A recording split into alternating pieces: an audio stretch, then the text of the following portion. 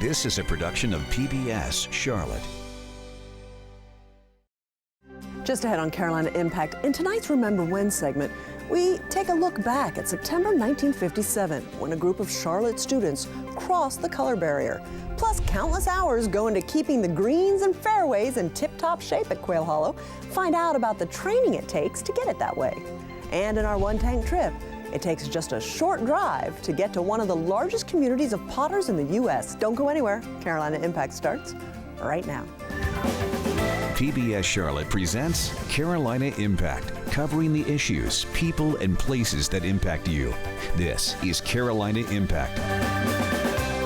Good evening. Thanks so much for joining us. I'm Amy Burkett. We begin tonight by revisiting a part of Charlotte's history that isn't pretty, but important to remember. Back in the 50s and 60s, segregation was the status quo across the Southeast, and Charlotte was no exception. In tonight's Remember When, Carolina Impact's Danielle Koser introduces us to a local woman who at 15 found herself at the center of the racial divide. Up in the morning and out to school, the teacher is teaching the golden rule. Projects in hand and backpacks in tow, children gear up for another day of learning at Irwin Academic Center, where students of all races sit side by side at their desks. But it hasn't always been this way. This used to be the site of Harding High, where Dorothy Counts-Scoggins made history as the first African-American student to attend the all-white school on September 4th, 1957. She was just 15 years old. When I got out of the car that morning, of course, the streets and the yards were lined with people. And as I proceeded the walk to the school, which was about 2 blocks, then the crowds began to move in closer to me as I was walking on the sidewalk. Dorothy held her head high as she walked toward the school, her slender 5'10" figure at the center of the storm as students threw things, shouted racial slurs, and spat at her. Nearly 60 years have passed, and Dorothy still remembers every detail of that day, her family sending her off to school. We had prayer before I left that morning for school. The blue plaid dress she was wearing. My grandmother had made for me. My grandmother was a seamstress. The feeling of hatred radiating through the crowd. Walking into a building with spit dripping from the bottom of your dress, which is very humiliating. She was moving. If somebody bumped her or anything like that, she didn't pay any attention. She just kept going. On the other end of the camera, former Charlotte Observer photographer Don Sturkey, who says he knew what he'd be up against when he got his assignment that morning. I was being assigned to go to Harding High School, and I knew if there was going to be any trouble in Charlotte, I knew it was going to be at Harding. The photos quickly made their way across the nation, offering a snapshot of the racial divide across the Southeast. Why can't we be friends? Why can't we be friends?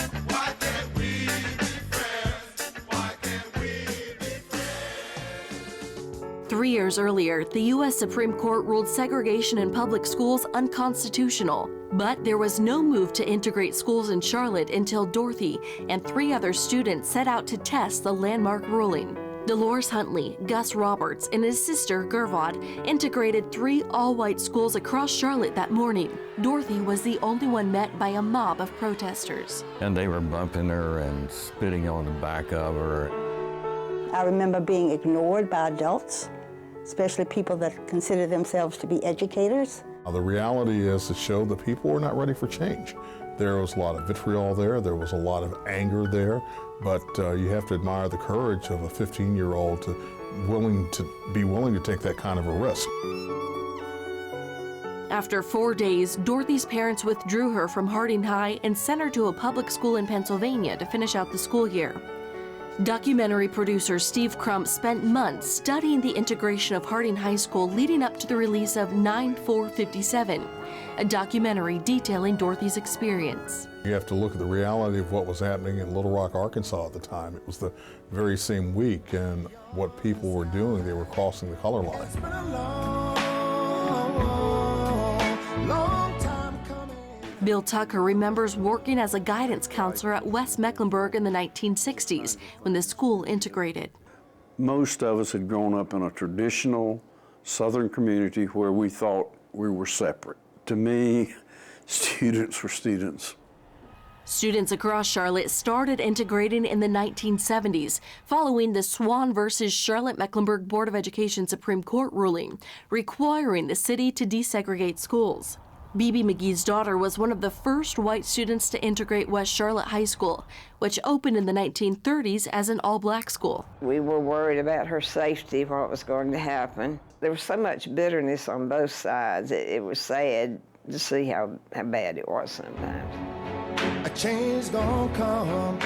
Whoa, yes it will. Dorothy eventually moved back to Charlotte, earning a degree from Johnson C. Smith University.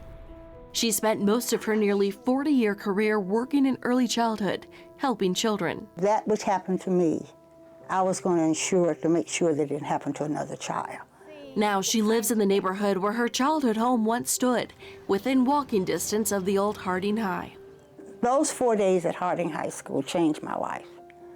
It's hard to believe that 15-year-old girl in the center of these photos just celebrated her 74th birthday. Dorothy and Don reunited years later. This time, they both stood on the same side of the lens. They were up on the Decades later, she holds on to the memory of that morning, but she doesn't hold on to any bitterness. Sometimes it's hard for people to understand. How can you forgive someone that did the kinds of things that they did to you? But I have a forgiving spirit. I think when you look at Dorothy Counts, you look at somebody who has never given up. You look at somebody who remains the eternal optimist in terms of making sure that the right things get done to serve the students in this county. Dorothy hopes we can all learn a lesson from what happened on September 4th, 1957, when 4 African-American students paved the way for integration across Charlotte. These photos shine a light on one young woman's strength, highlighting the power of the human spirit. For Carolina Impact, I'm Danielle Koser reporting. Thanks so much, Danielle. The library at Harding University High School has been renamed the Dorothy Counts-Scoggins Media Center in her honor. For generations, people traditionally have worked 9-to-5 jobs. But today, that model's changed. Startup companies, entrepreneurs, even telecommuters are finding more creative ways to work. Instead of renting an office or working from home, many join co-working spaces where expenses and ideas are shared. More than 7 of these sites have opened in Charlotte. Carolina Impact's Sheila Saints shares all the details.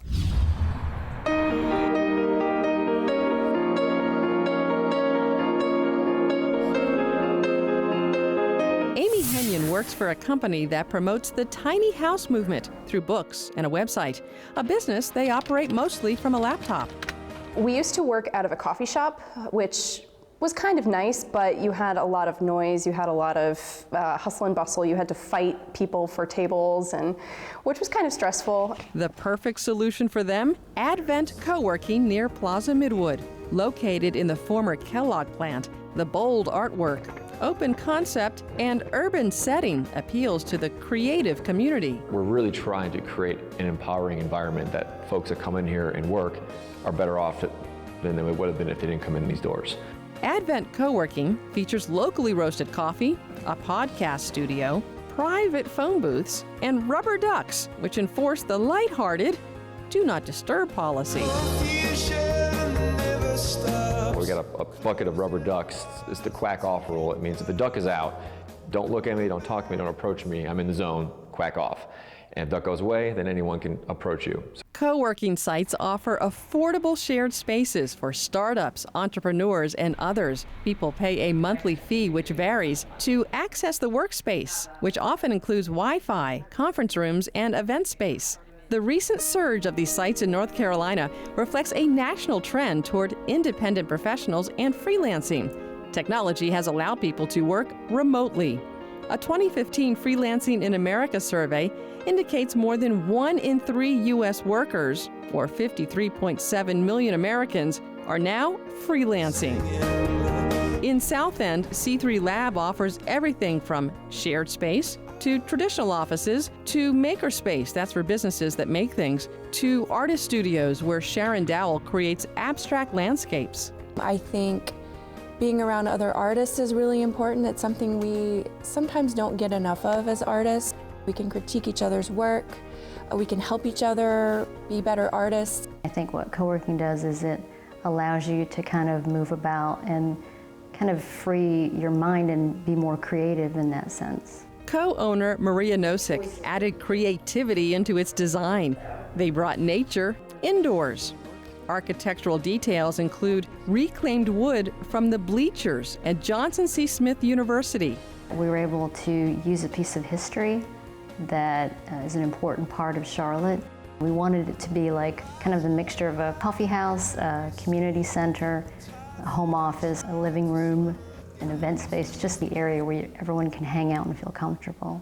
It was the creative nature that you sort of get when you walk in the building was something that really appealed to us. Brandon Kirby and his partners were running their ad agency out of a basement before joining C3 Lab. We have a wonderful location here in South End that we can get to our clients in South Charlotte. We can get to Uptown very easily with the light rail, but we don't have the added expense of rent and cable and internet and all those other things that come along with having a brick and mortar.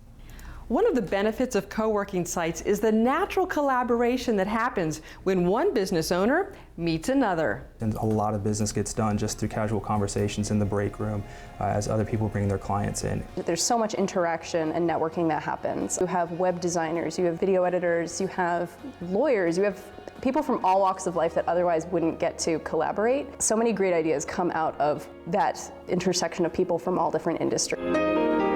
Many co-working sites are breathing new life into old buildings.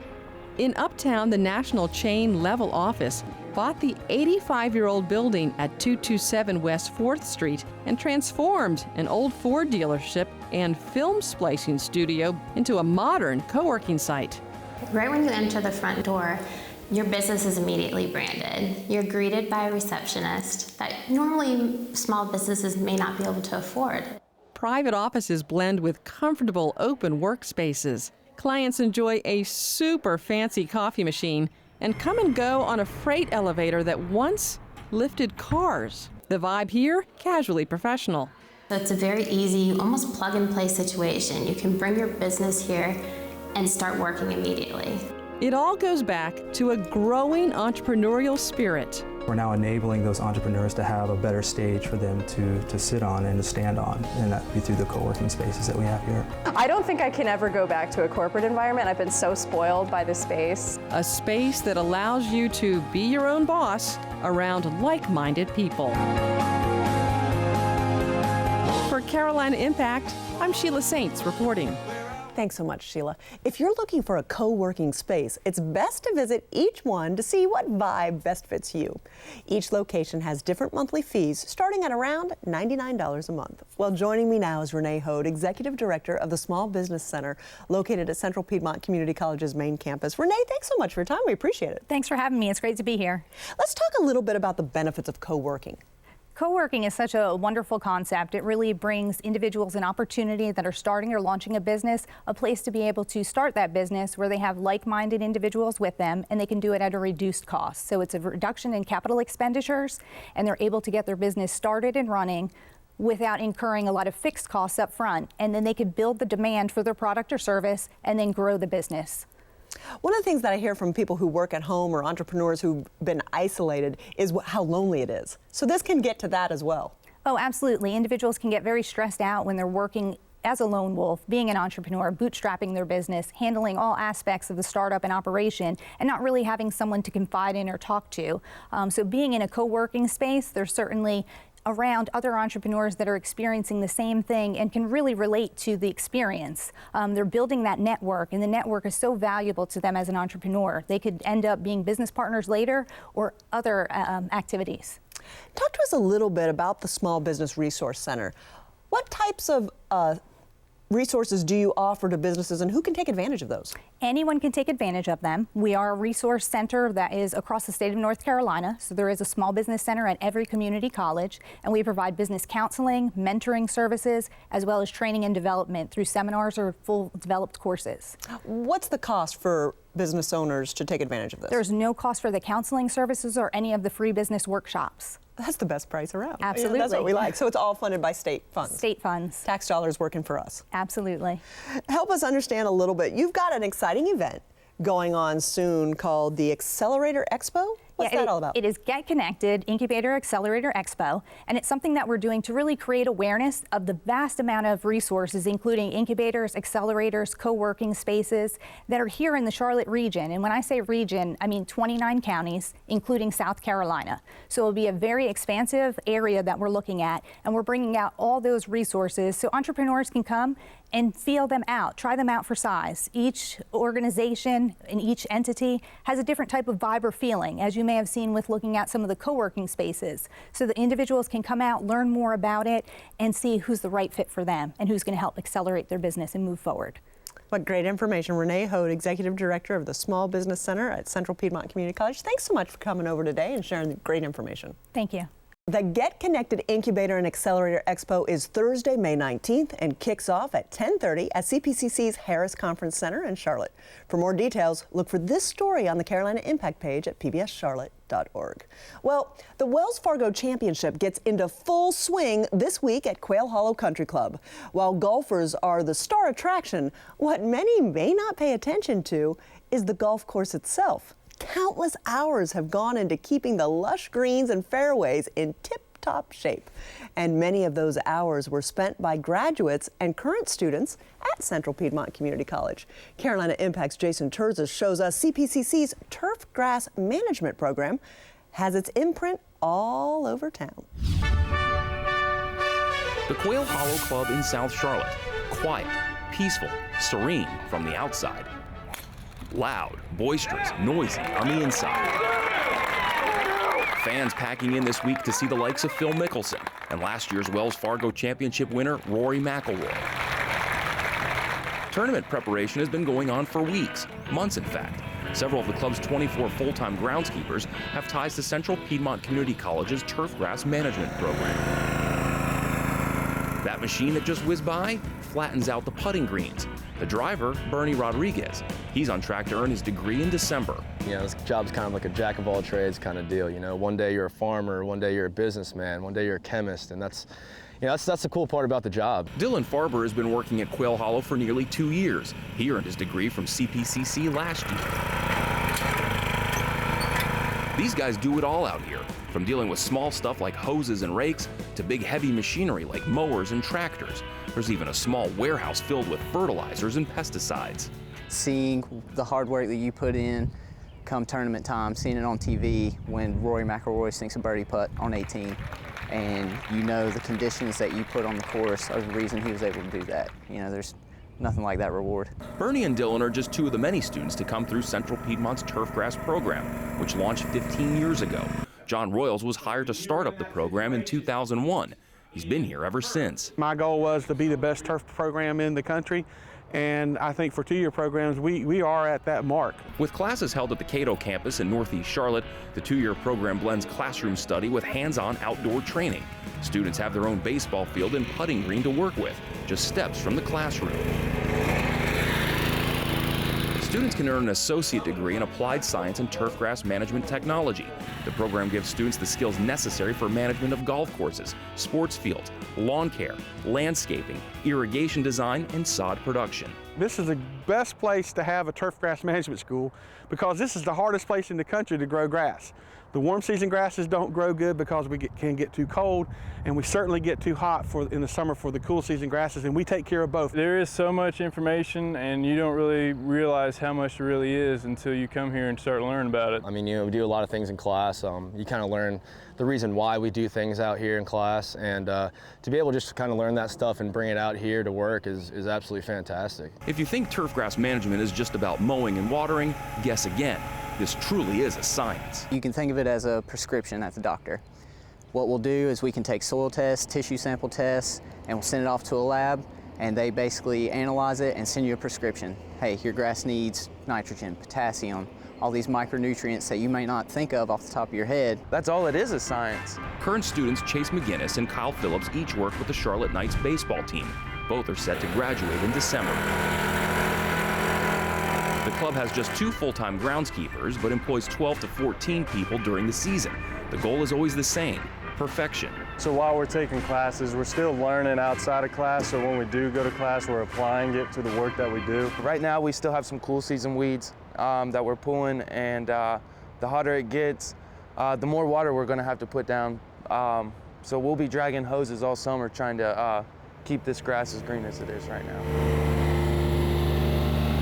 The Carolina Panthers have 8 full-time groundskeepers. Brian Teague, who's working on his degree at CPCC, has been with the team 4 years. The entire complex is roughly 30 acres, and it takes all 8 of us. Even in this time of year, with no games for a few months, the field is in great shape. A lot of people don't realize it never stops around here. It never does. Not only does the Panther grounds crew maintain the playing field inside Bank of America Stadium, it also manages the practice fields outside, as well as all the landscaping around the stadium. Planters, flowers, shrubs, and trees. We're really, really hard on ourselves because we want absolute perfection, and that's what we demand of ourselves. Turfgrass Management is a growing $150 billion industry. But like many careers, the salary range depends on where and what the specific job is. That could mean $10 an hour for part-time summer help to over 6 figures for a golf course superintendent. Average starting salaries are roughly $35,000 to $45,000. I think this career is kind of the hidden gem of career paths that no one really hears about until you're in it. I run into graduates all the time that are superintendents, that are working for ball fields or running their own business, and they're very successful, and I help them in a small way accomplish what they wanted to do in life, and it really makes me feel good. One thing all of John's students, past and present, share, a love for being outside. No desk, computer, or office required. For Carolina Impact, I'm Jason Terzis reporting. Thanks, Jason. For more information about CPCC's Turfgrass Management program, look for the story on the Carolina Impact page at pbscharlotte.org. Well, next, where can you go to find about 100 potters in one place? Well, it's Seagrove, North Carolina, of course. It's known as one of the largest communities of potters in the U.S., and it's about a 2-hour drive from Charlotte. In tonight's One Tank Trip, Russ Hunsinger heads there to learn more about the potters who continue their rich tradition. The gentleman asked me why everybody has something different. I said we're as different as we are individuals. I'm just sitting here watching the wheels go round and round.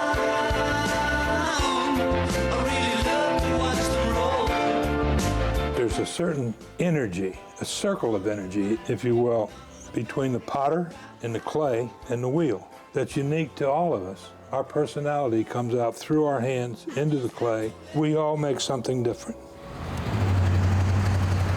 Pottery Highway is a scenic byway that was designated as the Pottery Highway because Seagrove is the pottery capital of the United States. Seagrove is a wonderful community with over 250 years tradition of making pottery.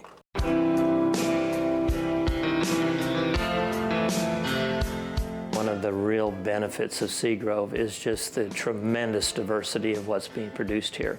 You have the very traditional potters and potteries that date back 9 generations. And then you also have very contemporary people. We're actually ranked 4th, I think, in the world for the largest concentration of like-kind artists.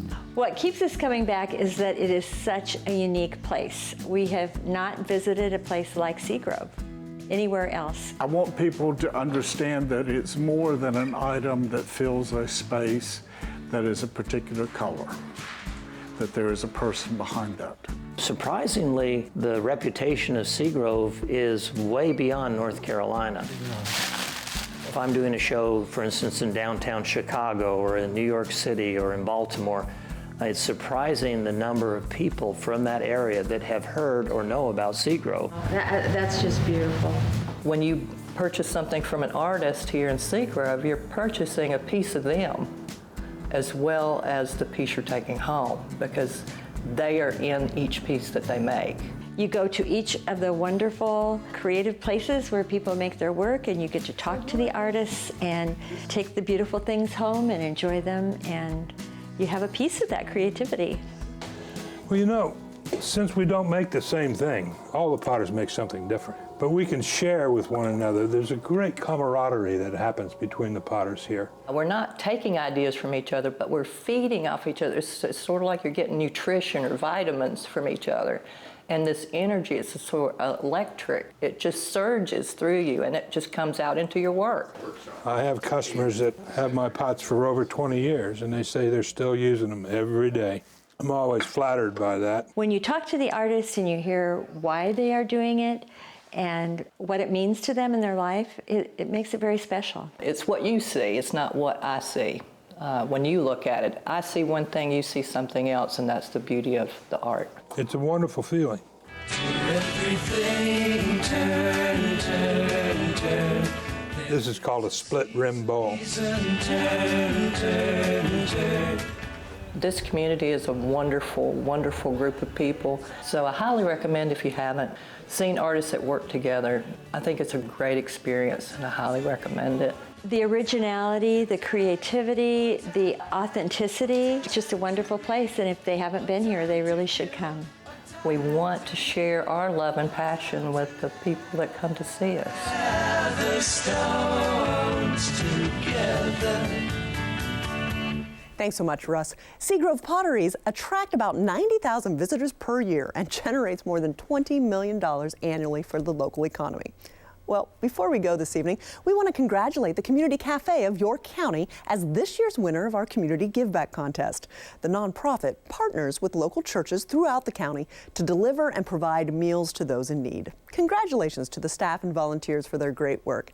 And a big thank you to each of you who voted in our online poll to pick this year's winner. Well, that does it for us this evening. We appreciate your time and look forward to seeing you back here again next time on Carolina Impact. Good night, my friends.